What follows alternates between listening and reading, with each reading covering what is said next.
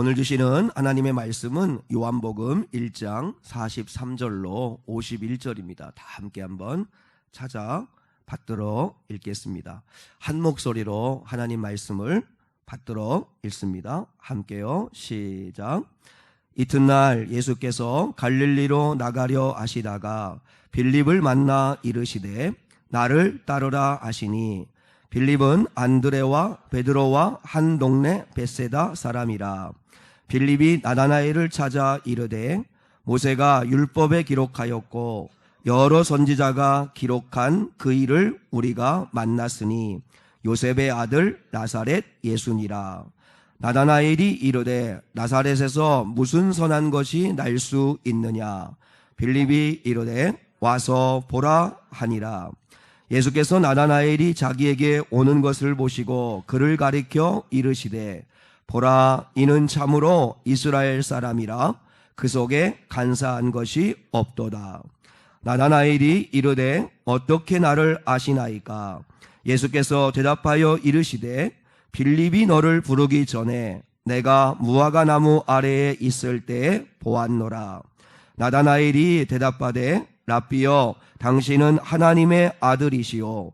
당신은 이스라엘의 임금이로소이다.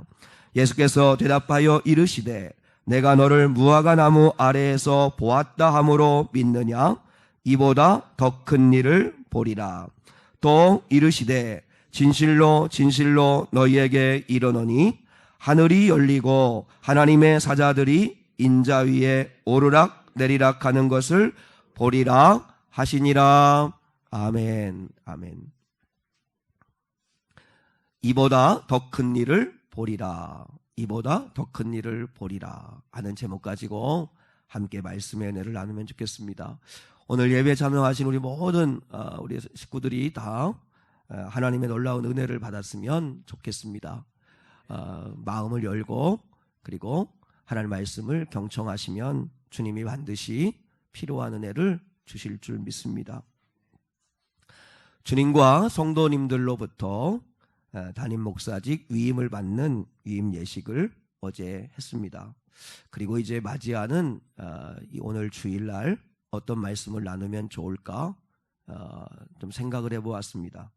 그러다가 불현듯 21년 전에 신천 장로교회에서 교육전도사를 사임하면서 이제 처음으로 이제 제가 그때는 초등부를 담임했었는데요. 근데 이제 전체 성도들 앞에 놓고 이제 그 사임할 때 한 번씩 설교할 기회가 주어지는데 그때 했던 설교 본문이 오늘 본문이었습니다. 21년이 지났지만 지금도 그날 어떤 내용으로 했었는지가 또렷하게 기억이 납니다. 왜 그렇게 기억이 날까 생각해 보았는데 이제 신학대학원을 마치고 이제는 풀타임 전임 사역자가 되어서 2년 동안 목회 현장에 나가서 이제 목사 후보생으로 2년 동안 훈련을 받습니다. 그 목사 후보생으로 2년 동안 훈련을 받을 때 그 2년 안에 목사고시를 패스해야 합니다. 목사고시를 패스하고 그리고 풀타임으로 2년 동안 이제 훈련을 마치면 목사 안수를 받게 됩니다. 그래서 이제 전임 사역자로 이제 처음으로 이제 나가는 그 이제 출발하는 그런 시점이었기 때문에 그래서 그때 이 설교의 본문의 말씀을 가지고 했던 기억이 납니다. 사실 12월 31일과 1월 1일은 똑같은 24시간입니다. 12월 31일이 지나고 1월 1일이 되면 새해라고 하죠. 그렇지만 어떤 물리적으로나 아니면 어떤 환경적으로는 바뀌는 건 하나도 없어요. 그죠? 그냥 그대로입니다. 그런데 이제 12월 31일과 1월 1일이 다른 건 새 마음을 갖는 거죠. 새 마음을. 새로운 각오를 갖는 것입니다. 그래서 21년 전에 전임사역자로 새롭게 출발하면서 나누었던 그 본문의 말씀이 기억이 나면서 위임 목사가 된다고 해서 환경적으로나 물리적으로 뭐 달라지는 건 없습니다. 그럼에도 불구하고 저 자신이 이제 새로운 마음을 가질 수가 있겠죠. 새로운 마음을. 그 새로운 마음을 가지고 오늘 말씀을 나누는 이 시간에 21년 전에도 새로운 마음으로 출발해야 되는 그때 나눴던 그 말씀을 오늘 나누고 싶다 하는 마음에서 이 말씀을 묵상하고 나누게 되었습니다. 저를 우리 중고등부 친구들도 저를 잘 봐주시면 좋겠습니다. 오늘 본문은 예수님이 제자 나다나엘을 만나시는 장면이에요. 나다나엘은 요한복음에는 나다나엘이라고 되어 있는데 공관복음에는 바돌로메라고 되어 있습니다. 동명이인이라고 동일인이라고 그렇게 생각을 합니다. 예수님을 만난 나다나엘이 오늘 변화되는 모습을 봅니다. 그리고 이제 나다나엘이 예수님의 제자로서 이제 자신이 주인이었던 인생을 마감하고 주님을 주인으로 삼고 새 출발을 하게 됩니다. 그 새 출발을 할 때 그 나다나엘을 만나신 주님이 그 나다나엘을 어떤 면에서 변화시키셨는가를 오늘 함께 생각해 보려고 합니다. 첫 번째입니다. 첫 번째는 예수님을 만난 사람은 한번 따라해 보실까요? 나 중심에서 주님 중심으로 변화됩니다. 예수님을 만난 사람들의 첫 번째 특징, 나다나엘을 만나신 주님을 통해서 우리가 깨달을 수 있는 건 중심 이동이 이루어진다는 것입니다. 나다나엘을 우리 친구인 빌립이라고 하는 그 제자가 먼저 주님의 부르심을 받았어요. 이제 부르심을 받고 그리고 예수를 만나고 너무 기뻐가지고 사실 우리가 예수님을 만나면 제일 먼저 드러나는 증상은 전하고 싶은 거예요. 그래서 빌립이 예수님을 만나고 난 다음에 제일 친한 친구인 나다나엘에게 뛰어가요. 나다나엘에게 뛰어가가지고 나다나엘에게 이제 복음을 예수님을 전하는 거예요. 45절에서 이렇게 이야기합니다. 자, 함께 같이 한번 읽습니다. 시작. 빌립이 나다나엘을 찾아 이르되 모세가 율법에 기록하였고 여러 선지자가 기록한 그 일을 우리가 만났으니 요셉의 아들 나사렛 예수니라. 아멘. 그러니까 나사렛 예수님을 만났다. 내가 이제 모세가 율법에 기록하였고 구약의 여러 선지자가 예언한 메시아를 내가 만났다. 근데 그 메시아가 누구냐면 요셉의 아들 나사렛 예수다. 이렇게 이야기하는데 근데 나다나엘에게 딱 하나 걸린 게 뭐냐면 나사렛 출신의 예수가 구약에서 예언한 메시아라는 빌립의 증언을 듣자 나다나엘의 반응은 싸늘하기 이를 데 없습니다. 뭐라고 반응을 하나요? 자, 46절이에요. 46절 시작. 나다나엘이 이르되 나사렛에서 무슨 선한 것이 날 수 있느냐? 빌립이 이르되 와서 보라 하니라.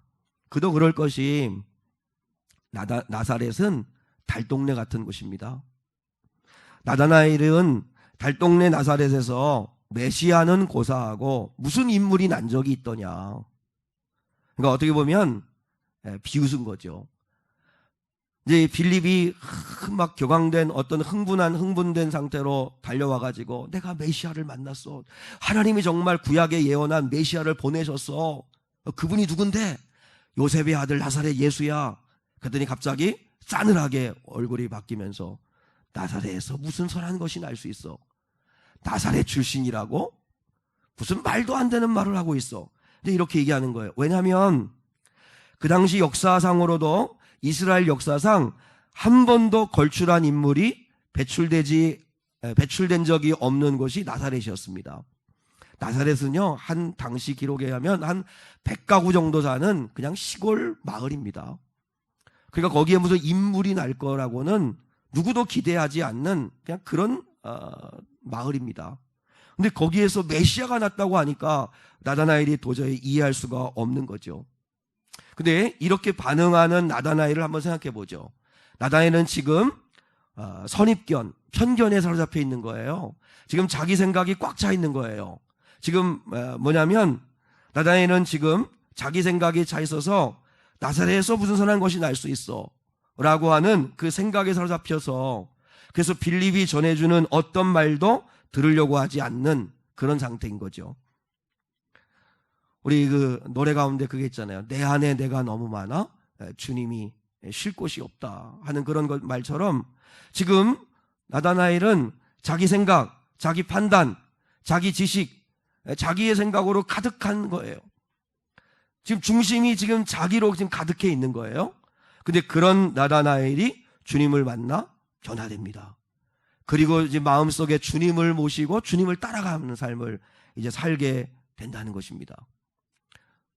여러분, 예수님을 믿기 전과 믿고 난 후에 우리 삶의 가장 두드러진 변화가 뭔지 아세요? 중심 이동입니다. 중심 이동. CCC에서 이렇게 전도하는 사용리 전도 책자가 있죠. 조그만 책자가 있는데 거기에 보면 내 마음의 의자라고 하는 이야기가 나옵니다. 그러니까 우리 모든 사람에게는 마음의 의자가 하나 있어요. 두 개도 아니에요. 오직 하나예요.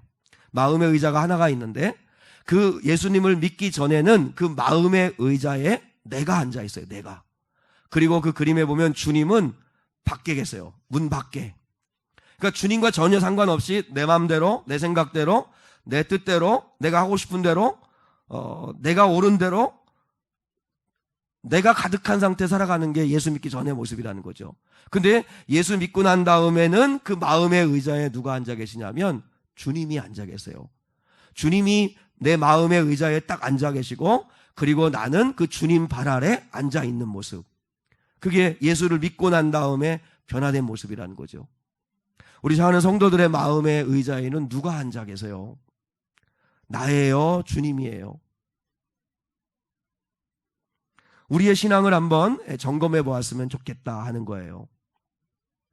얼마 전에 얼마나 나 중심적인 신앙생활을 하고 있는가를 엿볼 수 있는 이야기 하나를 제가 하려고 합니다. 이거 좀 예전에 있었던 일인데 서울 서북부 지역 연쇄 성폭행범 검거와 관련된 이야기입니다.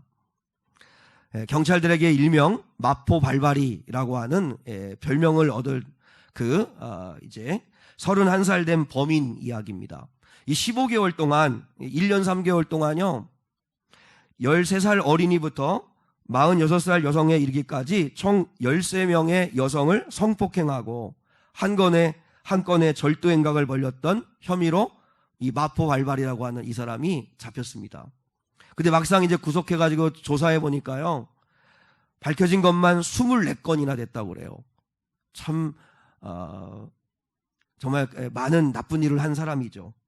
근데 그 사람이 구속되고 난 다음에 진술하는 그 내용 가운데 기가 막힌 내용이 하나 있었는데 그 15개월 동안 그 끔찍한 범죄 행위를 저지르면서 너무 마음이 불안하니까 붙잡힐까 봐 마음이 불안하니까 매일매일마다 성당에 나가가지고 붙잡히지 않게 해달라고 하나님께 기도를 했다고 진술을 했다는 거예요. 한번 여러분 생각을 해보세요. 이 사람에게 있어서 성당은 도대체 무슨 의미가 있는 걸까요? 도대체 누구에게 뭘 기도한 걸까요? 자기가 이렇게 끔찍한 일을 저지르면서 끔찍한 죄를 저지르면서 그 범죄하는 자기가 붙잡히지 않도록 기도한다는 생각을 할 만큼 하나님이 그렇게 우스운 걸까요? 그러면 기도하면 정말 하나님이 끔찍한 범죄를 저지르는 그를 보호해 주시는 하나님이라고 정말 믿은 걸까요? 자기가 구하면 다 들어주시는 그런 우스운 하나님으로 생각한 걸까요? 근데 사실 이 이야기는 극단적인 예라고 여러분이 생각할 수 있을지 모르겠지만 중심의 문제입니다. 중심의 문제. 우리들도 마찬가지로 자기중심적이며 이기적인 신앙생활을 하고 그런 기도만을 올려드릴 때가 얼마나 많은지 모른다는 것입니다. 한번 생각해 보세요. 돈을 한번 생각해 보세요. 돈. 여러분 돈 좋아하죠? 돈을 다 우리가 좋아하는데 근데 돈을 한번 생각해 보세요. 내가 돈을 구해요. 나 돈을 벌었으면 좋겠고 내가 돈을 모았으면 좋겠고 부유하게 살았으면 좋겠고 돈을 구해요. 그런데 돈을 얻기 위해서 돈을 벌기 위해서 하나님께 기도하는 거냐 하나님을 위해서 돈을 벌려고 하는 거냐는 엄청난 차이가 있어요. 이해가 돼요? 다시요. 돈을 위해서 돈을 덜 벌기 위해서 돈을 더 모으고 싶기 위해서 부자 되고 싶기 위해서 돈을 위해서 하나님께 기도하는 사람이 있을 수 있어요. 하나님이 문제 풀어주세요. 경제 문제 좀 해결해 주세요. 할 수 있어요. 그런 돈을 위해서 하나님께 기도하는 사람하고 하나님의 영광을 위해서 돈을 구하는 사람하고 돈은 똑같이 구하는 건데 전혀 다른 거예요. 누구를 위해서 구하느냐, 누구를 위해서. 나 중심이 돼서 나를 위해서 구하는 거라면 우리는 마포 발발이와 다를 게 없는 거예요. 근데 하나님의 영광을 위해서, 하나님을 위해서 쓰고 싶어서 돈을 구한다면 그건 귀한 거죠. 그건 믿음이죠. 똑같아요. 우리 학생들도 공부하죠. 우리 대학생도 중고등학교 지금 공부해가지고 막 피곤한 거잖아요. 그죠? 네, 공부해요. 공부하는 목적, 성공하고 싶은 목적, 대학에 들어가고 좋은 직장을 얻고, 그래서 성공적인 삶을 살고 싶은 게, 그게 나를 위한 거라면, 그래서 나를 위해서 성공을 하나님께 구한다면 그건 미신입니다. 그건 참신앙은 아닙니다. 그런데 하나님의 영광을 위해서 성공하고 싶다. 그건 다른 문제입니다. 그건 믿음입니다. 그건 사명입니다. 물론 하나님이 정확하게 판단하십니다. 우리가 말은 하나님의 영광을 위해서 한다고 하면서도 실제적으로는 자기 욕심에 의해서 하는 거라면 하나님이 속으시겠습니까? 그러나 우리는 물어야 한다는 거죠. 제 목회를 생각해 봤습니다. 목회를요. 전 누구보다도 목회 성공을 하고 싶은 사람입니다. 목회 성공을 하고 싶은 마음이 없다면 그건 거짓말이겠죠. 그래서 하나님 아버지 앞에 우리 미래교회를 목회하고 있는데, 하나님 이왕이면 목회 성공할 수 있도록 하나님 은혜를 주십시오 하고 구합니다. 사실 우리 민장로님은 늘 저를 축복해 주시는데, 그래서 늘 그런 말씀하세요. 목사님 말씀이 너무 좋아서, 그래서 그 말씀을 좀 더 많은 사람들이 좀 듣게 할 수 있도록 하면 좋을 텐데 그게 너무 안타까우시다라는 이야기를 하세요. 예. 공감 안 하죠? 예, 괜찮아요. 예. 늘 이렇게 저를 그렇게 격려해 주세요. 감사하죠. 예, 과찬이죠. 그런데 때로는 욕심이 생길 때가 있어요. 정말 더 많은 사람들에게 말씀을 전할 수 있는 기회가 있으면 얼마나 좋을까. 근데 이런 욕심이 있어요. 그래서 하나님 아버지 앞에 그렇게 기도를 해본 적도 있어요. 주님, 더 많은 사람에게 말씀을 전할 수 있도록 은혜를 좀 주세요. 이렇게 기도하는데 양심의 가책이 되더라고요. 이건 좀 기도가 잘못됐다는 생각이 들더라고요. 그래서 제가 기도 제목을 바꿨어요. 내가 더 많은 사람에게 말씀을 전하고 싶어 하는 게 그게 내 욕심이더라고요. 많은 사람에게 말씀을 전하고 싶은 게 내가 은근히 더 알려지고 싶은 마음인 것 같더라고요. 그래서 이렇게 기도를 바꿔서 기도합니다. 주님, 제 설교가 미약하지만 한 사람이라도 더 구원할 수 있다면 좀 써주세요. 주님, 제 설교가 한 사람이라도 더 살리고 위로할 수 있고 새롭게 할 수 있다면 제 설교를 좀 써주세요. 저는 똑같은 기도 같지만 전혀 다르다고 생각을 해요. 더 많은 사람에게 내가 설교하고 싶어 하는 게 내 욕심인 게 아니라 정말 주님이 그래 많은 영혼들을 살리기 위해서 이 목사의 설교를 한번 써도 괜찮겠구나, 이제는 됐구나 해서 써주신다면 얼마나 좋을까 하는 마음이죠. 그러니까 하나님의 영광을 위한 거예요. 하나님의 영광을 위해서. 그렇지 않다면 하나님이 쓰시지 말아야죠. 우리가 하나님 앞에 다 소원이 있잖아요. 소원이 있는데 그 소원을 이루기 위해서 하나님을 이용하려고 하는 거면 그러면 그건 참신앙은 아닌 것 같고, 대신에 하나님의 영광을 위하여 우리가 소원을 갖느냐 이거예요. 여러분의 소원이 하나님의 영광을 위한 거냐, 하나님을 좀 드러내고 싶은 거냐, 하나님을 더 높이고 싶은 거냐, 그 꿈을 꾸시라는 거예요. 그럼 하나님이 왜 응답하지 않으시겠어요? 근데 우리는 늘 나를 위해서 하나님이 움직여 주시기를 바라니까 하나님이 적어주면 쟤한테 해로운데, 적어주면 탈날 텐데, 그래서 안 주시는 경우가 있어요. 우리가 구해야 할 건 하나님의 영광이에요. 하나님의 영광. 할렐루야. 나 중심에서 주님 중심으로 간다는 건, 신앙생활은 여러분 수동태가 되는 것입니다. 그 영어 공부해 보면 수동태, 능동태 우리 공부하잖아요. 그죠? 네, 수동태, 능동태 공부하는데, 근데 신앙생활이라고 하는 건 능동태로 사는 게 아니라 수동태가 되는 겁니다. 제가 인문학을 하나님께라고 하는 책을 읽는데 거기에 나오는 이야기예요. 그 경상도의 그 사과 농장을 하시는 그 어르신들은 이렇게 말을 한대요. 꽃이 핀다 이렇게 말하지를 않고 꽃이 온다 이렇게 표현을 한대요. 참 그게 좋은 말 같아요. 그래서 이제 이렇게 서로들 이야기하면서 어디 그 누구네는 어떻게 사과꽃이 왔어? 이렇게 얘기하고 또 어떤 분들은 그래서 올해는 사과꽃이 안 오네. 그러면서 이렇게 얘기한대요. 올해 한 해는 좀 쉬라거나 봐. 이렇게 받아들인다는 거예요. 자 봐요. 꽃이 핀다. 사과꽃이 핀다. 그러면 핀다는 건 내가 심는다는 거고 내가 물을 준다는 거고 내가 키워서 내가 피웠다는 생각이 강한 거예요. 그런데 꽃이 온다라는 이야기는 누군가가 보내줘야 온다는 거예요. 이게 얼마나 큰 믿음이에요. 물론 그 대상이 하나님이라는 걸 모르기 때문에 참신앙은 아닐 수 있겠지만 우리가 이 믿음을 가져야 된다는 거예요. 누군가가 보내주기 때문에 꽃이 피나는 거예요. 근데 보내주는 자가 있다는 거예요. 보내주는 자가. 그분이 누구시죠? 우리는 하나님이세요.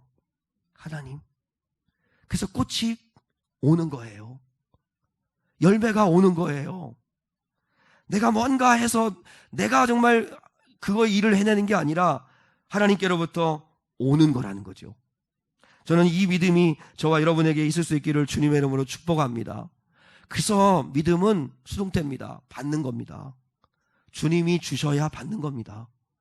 기도도 그렇고 우리의 모든 인생의 삶에서도 주님이 그래서 은혜 구하는 겁니다. 주셔야 되니까. 그래야 받을 수 있습니다. 그런 사람만이 감사할 수 있습니다. 올해도 꽃이 왔다. 너무 감사하다. 너무 감사하다. 여러분, 주님을 만난 사람은 나 중심에서 주님 중심으로 바뀌고 모든 것들을 주님의 은혜임을 고백합니다. 저는 우리 사랑하는 미래교회 우리 성도들이 그동안 나 중심의 삶에서 이제는 주님을 모셨으면 그저 주님 중심의 삶을 살아갈 수 있기를 주님의 이름으로 축복합니다. 두 번째, 주님을 만나면 한 번 더 하겠습니다. 참된 위로를 받습니다. 자, 빌립은 나다나엘은 빌립은 편견과 선입견, 자기 생각으로 가득한 나다나엘의 싸늘한 반응에 더 이상 논쟁하지 않아요. 나사렛에서 무슨 선한 것이 날 수 있어 이렇게 싸늘하게 반응하는 나다나엘에게 빌립이 더 이상 말 안 하고 뭐 논쟁해봐야 무슨 소용이 있겠어요. 그냥 와봐라 이게 제일 좋은 전도 방법인 것 같아요. 그러니까 어차피 구원은 하나님이 하시는 거니까 우리는 그저 교회로 데려오는 것만 하는 거죠. 와봐라, 와서 봐라 이렇게 이야기해요. 우리가 해야 할 일은 열심히 복음의 8월 일을 전하고 예수를 전하고 그래서 성령님이 일하실 수 있도록 교회에 오게 하는 거예요. 우리 자녀들 있지만 너무너무 사랑하죠. 이 자녀들이 거듭나기를 원하고 예수님을 인생의 주인으로 모시고 살기를 원해요. 그러나 내 힘으로 어떻게 할 수 있겠어요? 그러니까 우리는 교회를 데려오는 건 우리가 하지만 하나님께서 만나주시기를 위해서 계속해서 하나님 앞에 기도하고 바라는 거죠. 주님이 해주셔야 되는 거니까요. 빌립이 와봐라. 그래서 나다나엘을 데리고 옵니다. 빌립이 나다나엘을 데리고 오실 때 예수님이 나다나엘을 보시고 이렇게 말씀을 하세요. 47절입니다. 47절. 자, 같이요. 시작. 예수께서 나다나엘이 자기에게 오는 것을 보시고 그를 가르쳐 이르시되 보라 이는 참으로 이스라엘 사람이라 그 속에 간사한 것이 없도다. 주님이 나다나엘을 보시자마자 너는 간사한 것이 없다. 간사하다는 게 무슨 말이냐면요.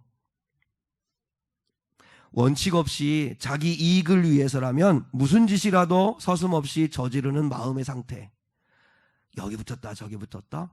겉과 속이 다르고 안과 밖이 다르고 그래서 원칙도 없어요. 기준도 없어요. 그냥 자기를 위하여 이익을 위하여 무슨 일이라도 하고자 하는 마음의 상태. 이게 간사한 사람이라는 거죠. 또 여기 붙었다 저기 붙었다 하는 나쁜 마음, 속이는 마음. 누군가를 은근히 속이는 마음, 그게 간사한 것이랍니다. 근데 나다나엘은 편견은 있었지만 간사한 사람은 아니었던 것 같아요. 주님이 보시자마자 간사하지 않다. 간사함이 없도다. 이렇게 말씀하세요. 그러니까 나다나엘은 순수했던 것 같아요. 진실했던 것 같아요. 저를 향하는 성도들이 간사한 성도들이 아니라 정말 순수하고 주님이 기뻐하시는 성도들이 될 수 있기를 진심으로 축복합니다. 나다나엘이 놀라서 물어요. 아니 저를 어떻게 하신다고 그런 말씀을 하세요? 제가 간사함이 없다고 이렇게 이야기할 때 나다나엘이 놀라가지고 저를 언제 봤다고 언제 아세요? 이렇게 말하니까 예수님이 이렇게 대답하죠. 빌립이 너를 부르기 전에 무화과 나무 아래에 있을 때 너를 봤어. 무화과 나무 아래 있을 때 너를 봤어. 그 얘기를 듣자마자 나다나엘은 놀라운 고백을 해요. 뭐라고 고백하냐면 49절이에요. 49절. 자, 49절 한번 읽어요. 시작. 나다나엘이 대답하되 랍비여 당신은 하나님의 아들이시요 당신은 이스라엘의 임금이로소이다. 신앙 고백을 합니다. 주님 앞에 항복합니다. 당신은 하나님의 아들이시요 당신은 이스라엘의 임금이로소이다. 무슨 말이죠? 당신이 메시아라는 거잖아요.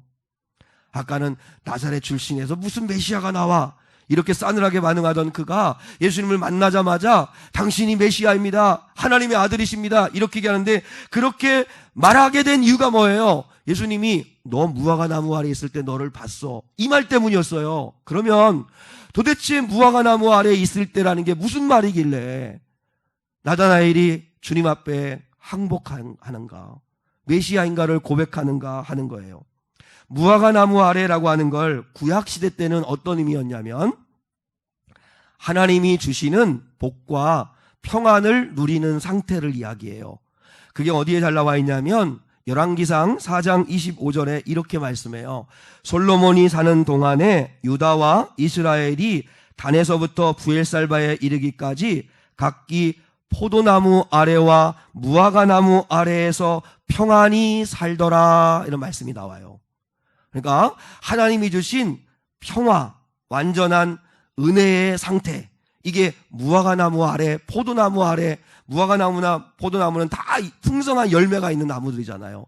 풍성한 하나님이 공급하시는 열매 아래에 있는 상태, 그게 무화과 나무 아래에 있었다 하는 의미예요. 이게 이제 신약에 와서는 어떤 의미냐면, 신약에 와서 무화과 나무 아래에 있다는 이야기는 이 무화과 나무 아래는 큐티 장소입니다.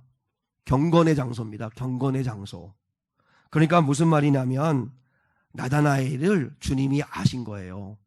나다나엘은 늘 무화과 나무 아래에서 기도하고 이제나 저제나 메시아가 오시나, 언제 오시나, 우리 기도 언제 들어주시나, 그러면서 늘 무화과 나무 아래에서 주님 바라보며 기도하며 살았던 과거를 주님이 아신다는 이야기를 하신 거예요. 한 번도 만진 적이 없는데 주님은 꿰뚫어보고 알고 계시다는 거예요. 내가 너를 안다. 지금은 로마로부터 핍박받고 있는 시대잖아요. 그러니까 나다나엘도 유대인들이 나다나엘을 포함해서 얼마나 하나님 앞에 무화과 나무 아래 가서 새벽마다 아니면 시간 낼 때마다 그 아래 가가지고 하나님 언제 오시나요? 언제 메시아 보내주시나요? 언제 우리를 구원하시나요? 언제 로마로부터 우리를 자유케 하시나요? 언제 내 기도가 응답되나요? 이러면서 늘 기도하던 그 간사함이 없는 그 믿음을 주님이 봤다는 거예요. 주님이 보셨다는 거예요. 봤다는 거, 주님이 아신다는 거, 그게 위로예요. 저는 우리 사랑하는 귀한 성도들이 주님이 알고 계시다 하는 이 믿음이 있다면 그러면 위로받을 수 있어요. 사람들은 몰라도, 자식도 모르고 남편도 모르고 다 몰라도 내가 주님 앞을 얼마나 사랑하는지, 그리고 다른 사람도 모르지만 내가 주님 앞에 이불을 뒤집어 쓰고 하나님 앞에 기도했을 때, 찬송했을 때, 또 주님 앞에 은밀하게 나와서 교회 앞에서 홀로 하나님 앞에 눈물을 흘며 기도했을 때 다 하나님은 아신다는 거예요. 나다나엘에게 뭐라 말씀하세요? 무화과 나무 아래 있을 때 너를 보았다. 그 말을 듣는 순간 나를 아시는 그 주님 앞에 꿇꾸라진 거예요. 당신은 하나님의 아들이시군요. 당신은 메시아이시군요. 고백을 했어요. 저는 우리 향한 성도들이 이 위로를 받았으면 좋겠어요. 주님이 아신다. 주님이 하신다. 그 나중에 한번 꼭 읽어보세요. 시편 139편 1절로 4절에 보면 여호와여 주께서 나를 살펴보셨으므로 나를 아시나이다. 여호와께서 나를 살펴보셨으므로, 이 살펴보셨다는 이야기는 현미경으로 쫙 살펴보신 거예요. 그래서 내 중심, 내 진심, 내 정말 마음을 아신다는 거예요. 나를 아시나이다. 주께서 내가 앉고 일어섬을 아시고 멀리서도 나의 생각을 밝히 아시오며 나의 모든 길과 내가 눕는 것을 살펴보셨으므로 나의 모든 행위를 익히 아시오니 여호와여 내 혀의 말을 알지 못하시는 것이 하나도 없으시니다. 주님은 여러분의 입에서 혀로 한 말을 아신대요. 여러분의 생각을 멀리서도 아신대요. 여러분이 눕고 일어나고 앉고 일어서고 하는 모든 행동을 아신대요. 왜냐하면 우리 하나님은 살펴보시는 하나님이시래요. 살펴보시는 하나님. 이게 진짜 믿어지면 우리는 거룩하게 살지 않을 수 없습니다. 하나님이 아시는데, 하나님이 다 보고 계신다는 걸 내가 안다면 어떻게 함부로 말할 수 있습니까? 어떻게 아무 생각이나 할 수 있습니까? 근데 하나님은 분명히 말씀하십니다. 내가 너를 살펴봄으로 너를 안다. 나다나엘이 무너진 건 주님이 아신다는 말씀이었습니다. 내가 너를 이미 무화과 나무 아래서 봤다. 내가 너를 안다. 이 말씀은 두려운 말씀이기도 하고 너무너무 감격스러운 말씀이기도 해요. 내가 하나님 아버지 앞에 잘못 살면, 그죠? 죄짓고 잘못 살면 두려운 말씀이지만, 그러나 정말 주님을 진심으로 사랑하고 누구도 인정해주지 않고 누구도 알아주지 않지만 그럼에도 불구하고 주님이 내 눈물 아시고 내 마음 아시고 내 사정 아시고 그래서 주님을 바라보고 있는 나를 아신다. 이 믿음이 있다면 우리는 위로받을 수 있습니다. 힘을 얻을 수 있습니다. 이 믿음 꼭 가질 수 있기를 주님의 이름으로 축복합니다. 주님이 아십니다. 그리고 마지막 세 번째, 주님을 만난 사람은 따라하겠습니다. 미래가 있습니다. 믿음의 고백을 하는 나다나엘에게 주님이 이해할 수 없는 약속의 말씀 하나를 하십니다. 이렇게 말씀하시죠. 50절입니다. 50절 같이요. 시작. 예수께서 대답하여 이르시되 내가 너를 무화과 나무 아래에서 보았다 함으로 믿느냐? 이보다 더 큰 일을 보리라. 이보다 더 큰 일을 보리라. 저를 보세요. 나다나엘에게 이렇게 말씀해서 나다나엘아, 내가 네 과거를 아는 걸 가지고 네가 이렇게 놀랬어? 앞으로 너는 이보다 더 큰 일을 보게 될 거야. 무화과 나무 아래에서 있었던 너를 아는 것만으로 네가 이렇게 놀래? 근데 앞으로 내가 너를 통하여 네가 이보다 더 놀라운 일을 보게 될 거야. 주님은 내 마음과 과거를 아시는 주님 정도가 아니라 더 큰 일을 보게 될 거라고 그에게 미래를 약속해 주세요.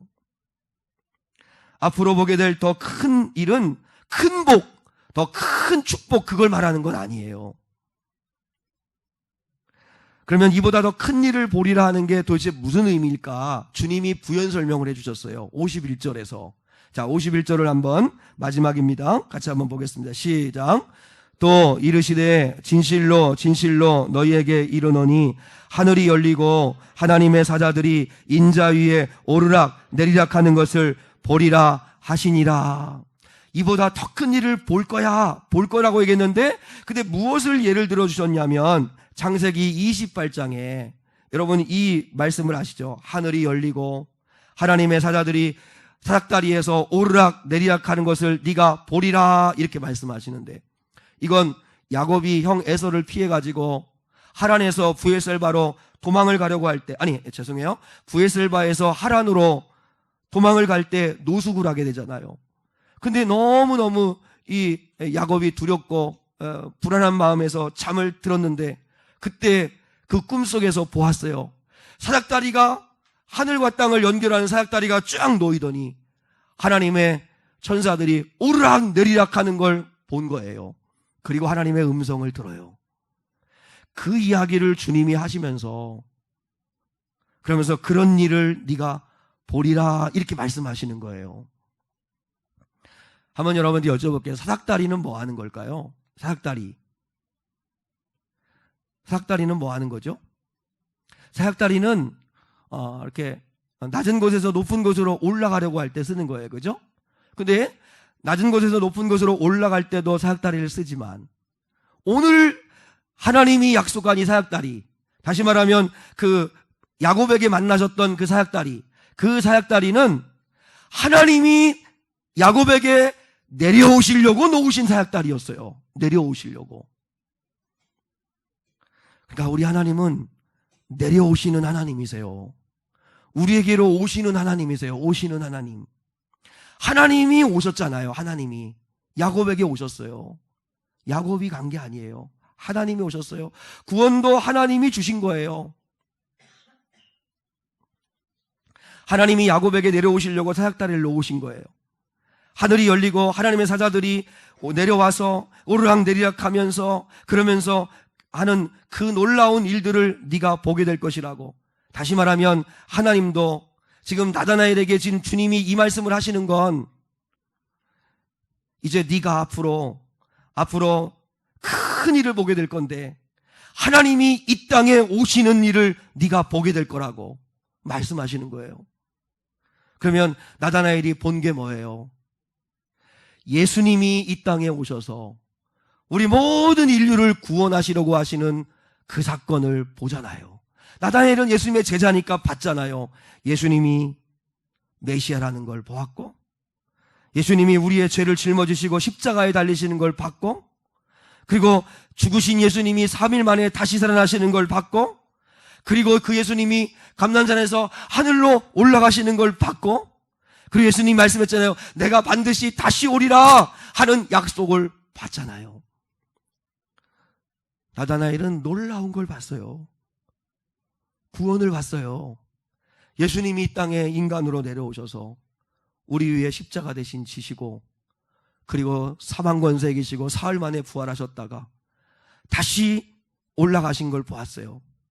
그럼 우리는 뭘 볼까요? 우리는 그분이 하늘에 올라가셔서 우리를 홀로 고아처럼 두지 않으시려고 보내주신 성령이 우리에게 또 오셨어요. 성령이 오셨어요. 성령님이 오셔서 우리와 함께하고 계세요. 그리고 그 성령님이 우리와 함께 하시면서 그리고 끊임없이 구원하시는 일을 보게 해주세요. 죄를 씻어주시고 그리고 환난과 고통으로부터 우리를 건져주시는 놀라운 구원의 역사를 계속해서 보게 하시는 하나님. 나다나엘에게 네가 큰 일을 보리라 하신 그 말씀은 하나님이 여전히 우리와 함께 계시며 구원하심을 보게 될 거라는 거예요. 하나님도 내려오셨죠. 야곱에게. 예수님도 오셨죠. 성령도 오셨죠. 하나님의 나라도 하나님이 오실 거예요. 그래서 우리는 꽃이 온다고 말하는 거예요. 그분이 오셔서 우리의 억울함, 우리의 상처, 우리의 죄, 우리의 실수 다 정결케 하시고 새롭게 하실 그 놀라운 구원의 은혜를 네가 보리라.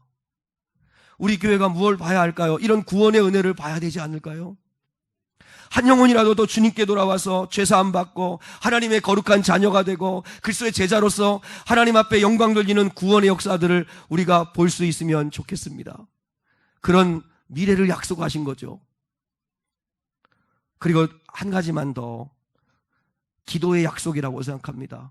기도의 약속. 기도는 오르락 내리락 하는 거잖아요. 우리 기도를 올려드리면 하나님이 응답을 내려주시고, 올려드리면 내려주시고, 우리 예배도 그렇잖아요. 예배도 하나님 앞에 우리가 나와서 예배하고 그럼 하나님 우리에게 복을 주시고 오르락 내리락 하는 놀라운 일을 보게 될 거라는 거예요. 하나님과 내가 연결되어 있기만 하면 하나님은 우리의 기도를 응답하시고 들으시는 하나님이시라는 거죠. 그래서 신앙에 사기가 있어야 합니다. 사기. 이거는 이렇게 만들어진 말인데 무슨 말이냐면 한번 따라하겠습니다. 하나님을 기대합시다. 일기가 하나님을 기다리자, 기대하자. 기대하는 자가 하나님께, 두 번째, 기도하자. 자, 하나님을 기대하는 사람이, 오늘 안 맞네요. 제가 한번 해볼게요. 하나님을 기대하는 사람이 하나님 앞에 기도할 거고, 기도한 사람은 하나님이 응답하실 걸 기다려야 되고, 기다리면 반드시 그분은 기적을 주실 거다. 이게 사기. 그러니까 앞에 네 글자 기 네 개를 따서 우리 하나님을 기대합시다. 그리고 그 기대한다면, 하나님이 주실 걸 기대한다면, 우리를 통해서도, 우리 미래교회를 통해서도 큰 일을 행하실 것을 정말 기대하신다면 뭐 해야 돼요? 기도합시다. 하나님께 기도합시다. 하나님은 아세요. 나다나엘이 무화과나무 아래서 기도한 걸 아시듯이 우리가 기도하면 아세요. 기도했다면 그러면 기다립시다. 당장 응답 안 된다고 실망하지 말고, 눈물을 흘리며 씨를 뿌린 자는 정녕 기쁨으로 그 단을 가지고 돌아오게 하실 거니까 기다립시다. 반드시 기다리는 자에게, 기도하는 자에게, 기대하는 자에게 하나님은 기적을 주실 줄 믿습니다. 우리 교회를 통해서도 그렇게 일하실 거고, 저는 우리 상한 성도들에게도 그렇게 역사하실 거라 믿습니다. 대신 여러분이 기도하실 때 여러분 자신을 위한 꿈을 꾸지 마시고 하나님을 위한 꿈을 꿀 수 있기를 축복해요. 하나님을 위한 꿈, 하나님을 위해서 공부하시고, 하나님을 위해서 직장생활 하시고, 하나님을 위해서 교회를 섬기시고, 하나님을 위해서 소원을 가지세요. 그러면 하나님께서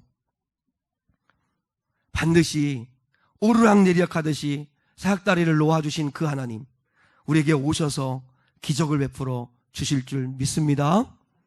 우리 함께 다 같이 자리에서 일어나셔서 한번 찬양 드리겠습니다. 하늘의 문을 열어주시기를 우리 한번 찬양하십시다.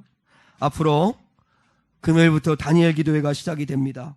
다니엘 기도회가 진행되는 동안 오셔서 정말 주님 바라보시고, 주님 하늘 문 열어주셔서 주의 긍휼 베풀어 주셔서 우리의 눈 열어 주의 보좌와 그의 영광을 보게 하여 주소서. 주님, 우리를 통해 큰 일을 이루어 주옵소서. 정말 그렇게 기도하는 우리 모두가 되면 좋겠습니다.